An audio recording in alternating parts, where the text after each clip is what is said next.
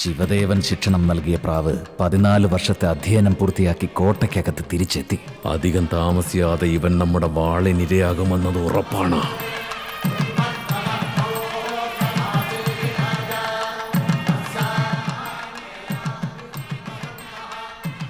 പിതാവിനെന്റെ പ്രണാമങ്ങൾ.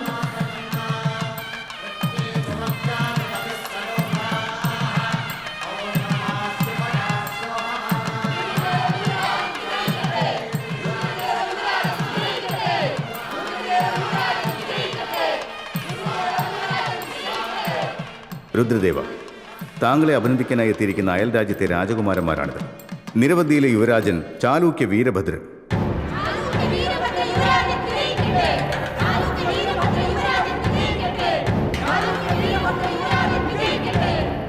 യുവരാജൻ, അങ്ങയുടെ സാഹസങ്ങളെക്കുറിച്ച് നമ്മുടെ ഗോദാവരി തീരത്ത് പല കഥകളും കേട്ടു. നമുക്ക് നടത്തിയാലോ ഒരു പ്രകടനം? വർദ്ധമാനപുരം ബാലഗുരു ഗോനബുദ്ധ റെഡ്ഡിയുടെ പുത്രൻ ഗോന ഗന്ന റെഡ്ഡി.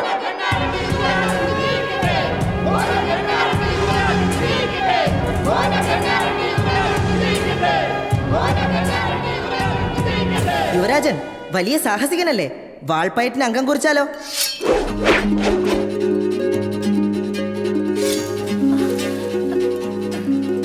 രണ്ടു വയസ്സ് ഇളയവനാണ്. എങ്കിലും യുദ്ധവിദ്യയിൽ വീരശൂര പരാക്രമി എന്ന് പേരെടുത്തിയാളാ ഗോനഗന്ന റെഡ്ഡി. അങ്ങനെയാണെങ്കിൽ ഒരു കൈ നോക്കിക്കളയാം.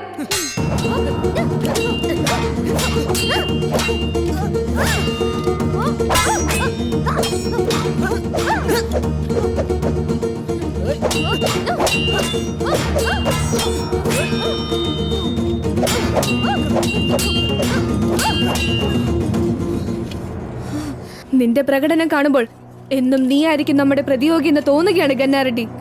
ഗോനഗന്നാറെഡ്ഡി, എത്രയും പെട്ടെന്ന് വർദ്ധമാനപുരത്തെത്തണമെന്ന് താങ്കളുടെ ഇളയച്ഛൻ ലഘുമയ രാജൻ സന്ദേശം അയച്ചിരിക്കുന്നു. ഉടൻ തന്നെ പുറപ്പെട്ടാലും. പുറപ്പെടുന്നു യുവരാജൻ. വീണ്ടും യോദ്ധാക്കളുടെ പ്രകടന വേദിയിൽ കാണാം. ഗന്നാറെഡ്ഡിയുടെ അച്ഛൻ ഗോനബുദ്ധരാജൻ അപ്രതീക്ഷിതമായി മരണപ്പെട്ടു. വർദ്ധമാനപുരം വല്ലാത്ത ആശങ്കയിലായിരിക്കുന്നു. വല്ലാത്ത കഷ്ടമായി പോയി. യോദ്ധാക്കൾ ഇതെല്ലാം നേരിടണം. താങ്കൾ എന്തിനാ അതോർത്ത് വിഷമിക്കുന്നത് യുവരാജൻ? സുന്ദരമായ ഈ ഒറ്റക്കൽ നഗരം ഒന്ന് വലം വെച്ച് വരികയാണെങ്കിൽ താങ്കളുടെ മനസ്സിനൊരു ഉന്മേഷവും ഉണ്ടാകും. വന്നാലും. അയ്യോ, കോട്ടയ്ക്ക് പുറത്തോ? നമുക്കതിനുള്ള അനുവാദം ഇല്ല. അനുവാദമോ? എന്തിന്? യുവരാജൻ, അങ്ങനെ അനുവാദം വാങ്ങി ചെയ്യുന്നതിൽ എന്ത് രസമാണുള്ളത്? എന്നാലും ശിവദേവാചാര്യൻ ഇതറിഞ്ഞാൽ? അറിയുന്നതിന് മുൻപ് തിരിച്ചു വരാം യുവരാജൻ. വരൂ.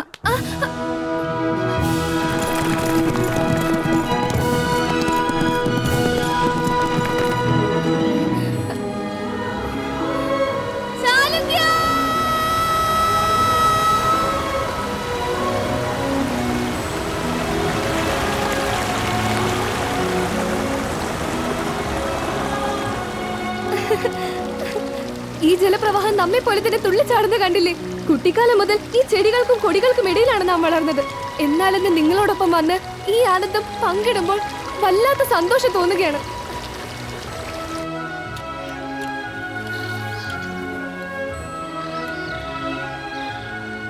കൊള്ളാം യുവരാജൻ. ഇത് കാണാനാണോ ഇവിടേക്ക് ഓടി വന്നത്? ഈ ശില്പം താങ്കളെ വല്ലാതെ ആകർഷിച്ചെന്ന് തോന്നുന്നു. ഈ പണ്ഡിതന്മാരായ ശില്പികൾക്ക് എന്തെല്ലാം സങ്കല്പങ്ങളാണ്! ഭാവനകളും കലാനൈപുണ്യവും കൊണ്ട് സ്ത്രീകളെ അത്ഭുത സൃഷ്ടികളാക്കുന്നവരാണവർ. സ്ത്രീയോ? അല്ലെങ്കിൽ യുവതി. ആ മാറിടത്തിന്റെ ഭംഗി നോക്കൂ. രതിദേവി പോലും പരാജയപ്പെട്ടു പോകില്ലേ? ഈ അരക്കെട്ടാകട്ടെ, സാക്ഷാൽ മേനകയും ഇത് കണ്ടാൽ മയങ്ങിപ്പോകും. ഉർവശിയുടെ അധരവും രംഭയുടെ നയനവും എല്ലാം ഒത്തുചേർന്നതാണ് ഈ ശില്പം. ഇത്രയും സൗന്ദര്യം തികഞ്ഞ സ്ത്രീ ഭൂമിയിൽ എവിടെയും ഉണ്ടാകില്ല. സ്ത്രീയോ? സംശയം എന്താ? ഈ അങ്കലാവണ്യവും മുഖസൗന്ദര്യവും സ്ത്രീകൾക്കല്ലാതെ പുരുഷന്മാർക്കുണ്ടാവുമോ?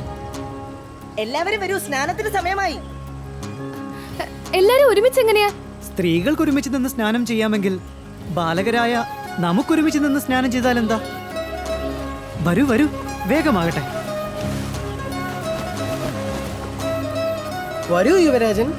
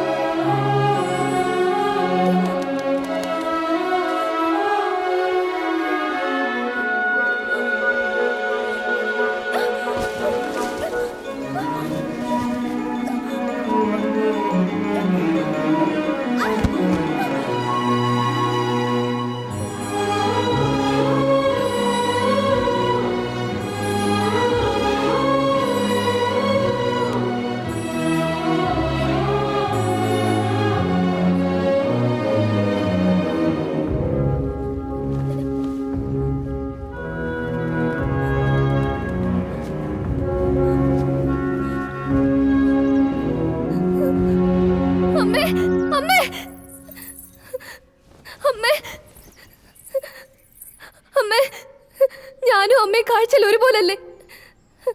എന്നിട്ട് എന്റെ വേഷം അമ്മയെ പോലല്ലോ.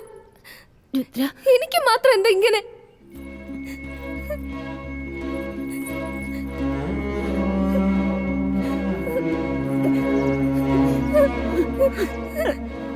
അമ്മേ,